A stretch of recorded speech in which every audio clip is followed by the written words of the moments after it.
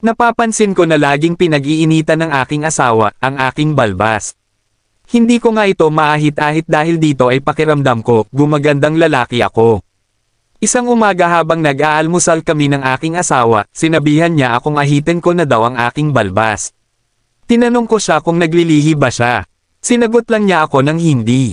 Kung ganoon anong dahilan mo at gusto mong ipahit ang balbas ko? Hindi ka naman inaano. Tanong ko sa kanya. Basta nakakairita. Wika niya.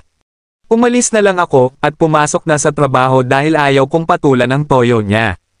Kinagabihan, gabi na akong dumating, nadatnan kong tulog na siya.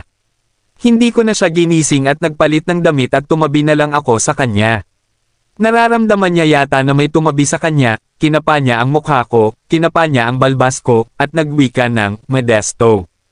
Nandyan ka na pala, sabi niya. Sinagot ko naman siya ng oo, at sinabihan ko siya na matulog na uli. At ganoon nga ang ginawa niya, natulog na lang uli siya, pero patalikod sa akin. Iniisip ko baka galit pa rin ito dahil nakapa niya uli ang aking balbas. Kinabukasan, nagising ako na nakahanda na ang almusal sa kusina, umupo ako at tinawag ang aking asawa na magsalo na kami kumain. Umupo naman siya, ngunit nakasimangot. Sabi ko, ang aga-aga nakasimangot ka. Hindi siya umimik dahil alam ko na ang isasagot niya. Ang aking balbas na gustong-gusto niyang ipaahit ko. Ang dahilan ng kanyang pagtutoyo. Kaya naisip ko pag uwi ko ay dadaan ako sa tindahan ng mga pang-ahit, maahit na itong balbas ko nang hindi na uli magtoyo ang asawa ko. Ginabi nga uli ako ng uwi dahil sa pag-overtime ko.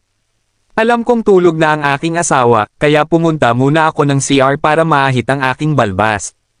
At nang matapos ay nagbihis na ako ng pantulog at tumabi uli sa kanya. Nararamdaman niya uli na tumabi ako sa kanya. At kinapa niya uli ang aking mukha. At nagwika ng, Roberto, di ba sabi ko huwag ka muna tumabi sa akin ngayon? Baka dumating si Modesto at mahuli pa tayo.